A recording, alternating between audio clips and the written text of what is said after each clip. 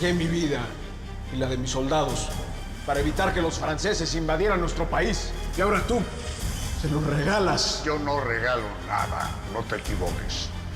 Esto se llama unir fuerzas. Queremos ver crecer este país y lo estoy logrando. ¿A costa de qué? De lo que sea necesario.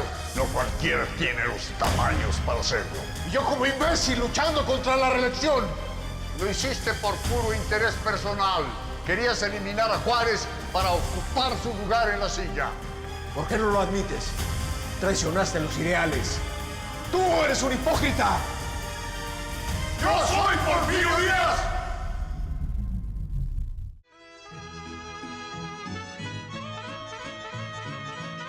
Fueron años en los que el poder estaba en manos de un pequeño grupo de personas, donde el pueblo no tenía oportunidad de opinar sobre sus problemas ni de elegir a sus gobernantes. Pero también fueron años en los que se incrementaron las inversiones foráneas, se fomentó la industria local y en los que se trató de alcanzar la estabilidad interna y lograr la paz. En los siguientes minutos se dará a conocer la historia del periodo de 1877 a 1911 en el que Porfirio Díaz gobernó nuestro país. Con la caída del imperio de Maximiliano, México recuperó a plenitud su soberanía. El presidente Benito Juárez se dedicó a reorganizar las instituciones civiles y militares, reduciendo así el efectivo del ejército. Insatisfecho con su situación política, el general Porfirio Díaz lanza el 1 de octubre de 1871 el Plan de Norio, con el cual pretendía levantarse en armas en contra del gobierno juarista. Sin embargo, su lucha contra la no reelección fracasó. Es así como comienza la historia de una de las dictaduras más controversiales de nuestro país. Mi nombre es Karen Sánchez y esto es El Porfiriato. El 18 de julio de 1872, víctima de una angina de pecho, falleció el licenciado Benito Juárez, figura fundamental en la historia de México. A su muerte, el licenciado Sebastián Lerdo de Tejada asumió la presidencia por ministerio de ley. Su gobierno transcurrió sin mayores incidentes hasta que fue depuesto al pretender reelegirse. El Plan de Tuxtepec fue promulgado el 1 de enero de 1876. Con este plan, Porfirio Díaz tenía la intención de evitar la reelección de Lerdo de Tejada. Pero, el 20 de mayo de ese mismo año, tropas fieles a Lerdo de Tejada evitaron la victoria porfirista y obligaron a que éste se retirara al sur del país. Pero Porfirio Díaz no se dio por vencido, y el 16 de noviembre de 1876 tuvo un enfrentamiento con el general Ignacio Alatorre. Este enfrentamiento fue muy disputado, y cualquiera de los dos bandos pudo haber ganado. Pero, la llegada de último momento de tropas fieles porfiristas lideradas por el general Manuel González dio lugar a que Porfirio Díaz ganara. ¡Viva el general Díaz!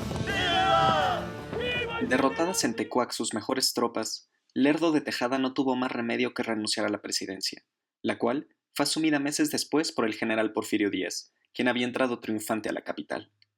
Es así que Díaz recibe un país en profunda crisis política y económica, que tiempo después logrará transformar en un país mucho más integrado, mucho más comunicado y con cierta visión económica. No obstante, Díaz pecó de avaricia, pues a pesar de justificar su levantamiento oponiéndose a la reelección, él se mantuvo 34 años en el poder. Como nos lo han contado, durante este periodo destaca notablemente la gran urbanización y la higienización. También el arribo de importantes avances tecnológicos, principalmente la expansión del ferrocarril, que facilitó el acceso rápido a todas las regiones distantes y el traslado de mercancías. Otro avance que ayudó al desarrollo de la economía fue el tendido de la red telegráfica y telefónica.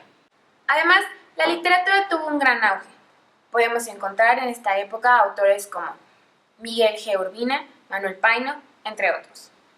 Sumado a esto, se realizaron grandes construcciones, después de un siglo casi sin construcción. Algunas de ellas perduran hasta hoy en día. Por ejemplo, el Gran Canal de Desagüe, el Hospital General, los inicios del Palacio de Bellas Artes, el Palacio de Comunicaciones, actualmente conocido como el Museo Nacional de las Artes. Asimismo, se diseñaron colonias destinadas a obreros, como la Guerrero, la Colonia Vallejo o la Santa María de la Ribera, y también destinadas a grupos sociales más altos como la Roma y la Juárez, siendo esta época la Ciudad de México comparada en belleza con las mejores ciudades de Europa. Otra de las obras de gran importancia que se le debe a Díaz es la creación de la Universidad Nacional. Pero no todo fue bueno. Nosotros los campesinos fuimos utilizados como mano de obra barata. Había mucha desigualdad en las clases sociales. Porfirio Díaz ordenó la creación de zonas de explotación para indígenas en lugares tales como Yucatán y Valle Nacional. Las condiciones en las que vivían los indígenas era prácticamente esclavizante.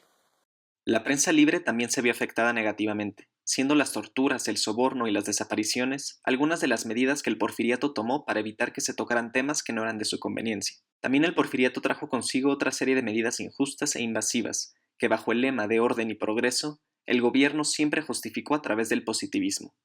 De esta manera, el volumen de represión que Porfirio Díaz ejercía sobre aquellos individuos que pedían una calidad de vida mejor, debían ser perdonadas, ya que gracias al orden, que consistía en silenciar a los manifestantes, se daba paso al progreso. A nosotros, el porfiriato nos devolvió la mayor parte del poder que se nos había arrebatado con las leyes de reforma y la Guerra de los 3 años. Por ejemplo, los diezmos volvieron a ser absolutamente regulares. En el campo, el clero recolectaba un alto porcentaje de semillas provenientes de los indígenas y los pequeños propietarios, y más tarde las vendían por menos dinero del que estos pedían. Todo esto estaba generando un gran descontento del pueblo en contra del gobernante. Sin embargo, en 1908 la esperanza regresó, ya que Porfirio Díaz concedió una entrevista al periodista norteamericano James Creelman en la que afirmó que México ya estaba preparado para tener elecciones libres. La noticia llenó de optimismo a mucha gente que de inmediato se organizó para participar en las elecciones de 1910. Surgieron varios partidos políticos y se escribieron libros y artículos que discutían la situación del país y la solución de sus problemas.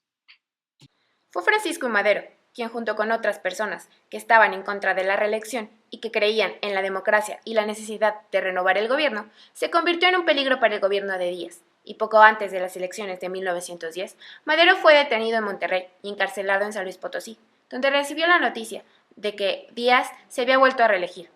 Mediante el pago de una fianza, salió de la cárcel, aunque debía permanecer en la ciudad. A pesar de esto, escapó a los Estados Unidos de América, donde publicó el Plan de San Luis Potosí. En este documento, Madero reconoció la ilegalidad de las elecciones, desconoció a Porfirio Díaz como presidente y él mismo se proclamó presidente provisional, mientras se realizaban nuevas elecciones. Prometió que se devolverían las tierras a aquellos que hubiesen sido despojadas de las mismas. Asimismo, incitó a que se defendiera el sufragio efectivo y la no reelección de los presidentes, promoviendo también que el pueblo se levantara en armas el 20 de noviembre de 1910 para arrojar del poder al dictador. Las cosas no salieron como se esperaba, se adelantaron a los hechos. El 14 de noviembre de 1910, en el pequeño poblado de Cuchillo Parado, Chihuahua, Toribio Ortega se levanta en armas con un pequeño grupo de seguidores. Desde ese mismo mes, el 18 de noviembre, en Puebla se descubre una conspiración en casa de los Cerdán, en la cual Aquiles y Máximo Cerdán fueron asesinados, mientras que Carmen y su madre fueron aprehendidas. Independientemente de los motines que ocurrieron en la Ciudad de México, Madero también obtuvo el apoyo de Pascual Orozco, Francisco Villa y Emiliano Zapata, y en 6 meses las fuerzas maderistas derrotaron al ejército federal en varios combates, resultando contundente la toma de Ciudad Juárez. Como consecuencia, en mayo de 1911 se firmó la paz en esta ciudad fronteriza. Por este hecho, Porfirio Díaz se vio obligado a renunciar a la presidencia y salió del país rumbo a Francia, donde murió en 1915. Los acuerdos de Ciudad Juárez tenían como propósito dar por concluida la revolución y el licenciamiento de tropas revolucionarias. Esto es, querían desarmar a las masas campesinas y restablecer el orden jurídico. Pero el acuerdo de Ciudad Juárez no mencionaba qué iba a pasar con las tierras ni con muchos otros de los temas establecidos en el Plan de San Luis. Es por eso que la lucha social, popular y sobre todo agraria continuó. Al llegar Francisco I. Madero a la presidencia de la República a principios de noviembre de 1911, la situación no era nada favorable, pues tenía enemigos por todas partes. Además, los revolucionarios le reclamaban su tibieza, ya que mientras él pedía pegarse a la Constitución, ellos le exigían el cumplimiento de los ideales revolucionarios. Madero se enfrentó a una gran inestabilidad política. Primero, tuvo que luchar contra un sistema legislativo totalmente adverso, ya que estaba compuesto en su mayoría por militantes porfiristas. Segundo, la libertad de prensa dio lugar a que muchos de sus enemigos lo ridiculizaran severamente. Y por último, tuvo que enfrentar rebeliones armadas de personajes como Bernardo Reyes, Pascual Orozco, Félix Díaz y Emiliano Zapata. Pero Madero siempre confió en la gente y creía que con la democracia se resolverían todos los problemas de la sociedad. No estaba en contra de la inversión extranjera, solo pensaba que había que regularla adecuadamente. Pensaba que a los peones había que pagarles más y darles un mejor trato. No estaba muy convencido de expropiar los latifundios y entregárselos a los campesinos. Esto último originó que Zapata proclamara el Plan de Ayala, a menos de un mes de que Madero asumiera la presidencia de la República. Para inicios de 1913, el gobierno maderista tenía en contra varios grupos porfiristas y revolucionarios. Aunque Porfirio Díaz fue un héroe liberal que a la historia volvió villano, con el paso del tiempo muchos lo han vuelto un héroe otra vez. Y es que la imagen del dictador se ha vuelto cada vez más amigable, ya que un gran sector de la población siente que el verdadero autoritarismo y la verdadera dictadura las estamos viviendo actualmente. En este sentido, gran parte de este periodo sigue vigente, pues muchas de las condiciones que se vivían en el porfiriato, como las concentraciones de riqueza, amplios rezagos sociales, distorsiones en la voluntad popular, vulneración de los derechos laborales y un ejército oligárquico, son tristemente temas que se siguen presentando día a día. Este episodio de la historia, en particular Porfirio Díaz, no debe de entenderse ni como un héroe ni como un villano. Debemos de aceptar que hubieron cosas buenas que se hicieron, tanto como cosas malas. Tomemos solo lo mejor de ahí para entender nuestra realidad y construir un mejor país. Y como dicen por ahí, no hay que poner la veladora ni tan cerca que queme al santo, ni tan lejos que no lo alumbre. Mi nombre es Karen Sánchez y esto fue El Porfiriato. Hay combatió formal